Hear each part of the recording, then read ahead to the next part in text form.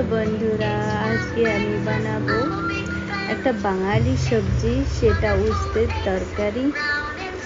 बहुत ही সুন্দর और स्वादिष्ट बनती है। মাছ মাংস খেয়ে খেয়ে বোর হয়ে গেছি, তো ভাবলাম আজকে উস্তের তরকারি রান্না করা যায়।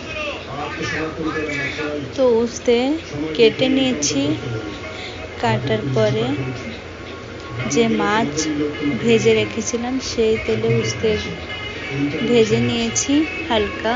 ফের ওই কড়াইতে আর একটু তেল দিয়ে আলু পুরো ভেজে নিয়েছি। ফের আলুর ভিতরে মরিচ বাটা সেটা দিয়ে ভেজে নিয়ে, আর যে ভাতের যে মাড়টা হয় সেটা মিক্স করে জলের সাথে ঢেলে দিয়েছিলাম।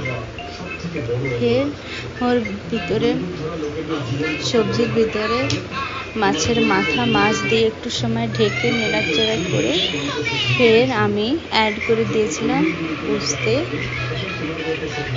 और একটু সময়ের জন্য উস্তেও দেওয়ার পরে ঢেকে রেখেছিলাম।